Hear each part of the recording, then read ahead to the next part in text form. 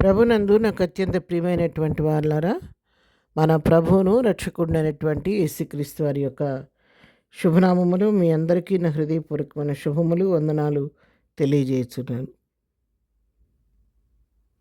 ఈరోజు వాక్య ధ్యానం కొరకు మనం తీసుకున్నటువంటి లేఖన భాగము యోహాను సువార్త 14వ అధ్యాయం 27వ వచనం చదువుకుందాం.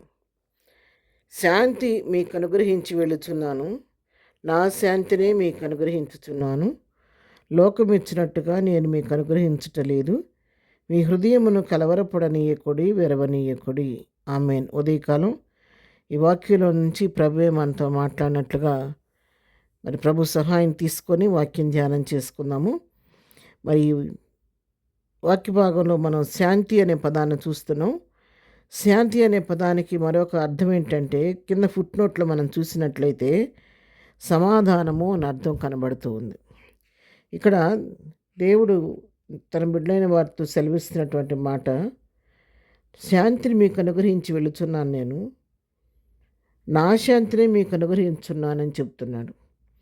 యేసుప్రభు వారి లోకానికి వచ్చి నరావతారిగా జన్మించి 33.5 సంవత్సరాలు ఈ లోకంలో జీవించి అనేక అద్భుతకార్యాలు ఆశ్చర్యకార్యాలు చేసి మరి చివరకు సిలువ మరణం పొంది తిరిగి పునరుద్ధానుడై తండ్రి వద్దకు ఎత్తబడ్డాడు.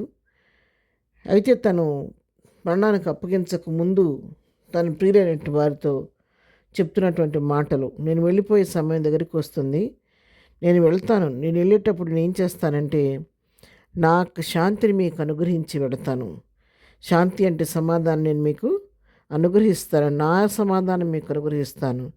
లోకం ఇచ్చినట్టుగా ఉండే సమాధానం కాదు, లోకం ఇచ్చినట్లుగా నేను దాన్ని మీకు అనుగ్రహించట్లేదు, కానీ నేను నా శాంతిని మీకు అనుగ్రహిస్తాను. ఎందుకంటే ఆయన సమాధానకర్త, సమాధానకర్త యొక్క అధిపతి. ఆయన సమాధానమునకు అధిపతి కాబట్టి నా శాంతిని, నా సమాధానాన్ని మీకు అనుగ్రహించి వెళతాను. కాబట్టి మీరు కలవరపడవద్దు, వెరవద్దని చెప్పని ఇక్కడ వాక్యంలో సెలవిస్తూ ఉన్నాడు.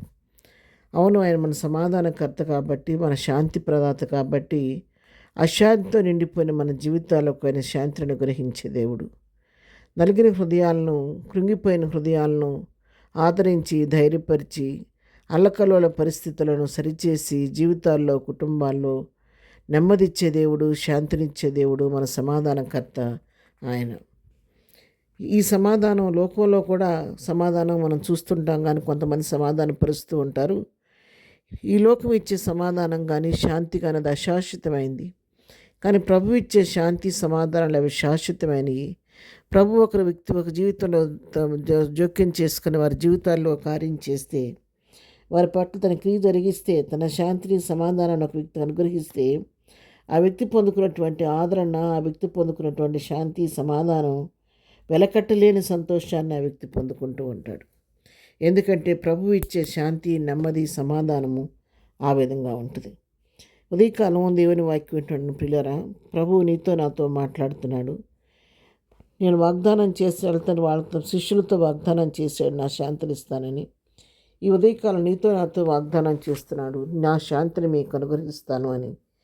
నువ్వే పరిస్థితిలో ఉన్నావు, ఒకవేళ నీ జీవితంలో శాంతి లేక, సమాధానం లేక బాధపడుతున్నావేమో, నెమ్మది లేని పరిస్థితిలో ఉన్నావేమో, అసమాధానం నీ జీవితాన్ని నిలబడి చేస్తుందేమో, నీ కుటుంబంలో నెమ్మది లేదేమో, సమాధానం లేదేమో, అశాంతితో అలమటించిపోతున్నావేమో. ఒకవేళ ఉదయకాలం దేవుని యొక్క వాక్యం నీ ఇంటి తలుపుని తడుతుంది, నీ హృదయాన్ని తట్టి లేపుతుంది. నా కుమారుడా, నా కుమార్తె, నీ జీవితంలో నా శాంతిని నేను తొలగిస్తాను, నీ కుటుంబంలో నా సమాధానం నేను తొలగిస్తాను, సమాధానకర్తగా నీ గృహానికి అధిపతిగా నేను ఉంటాను, నా శాంతి, నా సమాధానం నీకు ఇస్తానని చెప్పి ప్రభు పిలుస్తుండగా, ప్రభు వైపు మన హృదయాలు తిప్పి ప్రభు సహాయం తీసుకొని దైవికమైన శాంతిని, సమాధానాన్ని పొందుకొని ప్రభు కృపలో బలపడి ముందుకు సాగిపోదాం. ప్రార్థన. ప్రేమ కలిగిన తండ్రి, పరిశుద్ధుడైన మా ప్రియ ప్రభువా, ఉదయకాలం మాకు ఇచ్చినటువంటి శ్రేష్టమైనటువంటి వాగ్దానంతో కొన్ని వాక్య భాగాన్ని బట్టి నీకు వందనాలు. ప్రభు, ఆనాడు నీ బిడ్డలతో నేను చెప్పావు, నా శాంతిని మీకు అనుగ్రహించి వెళుతున్నానని.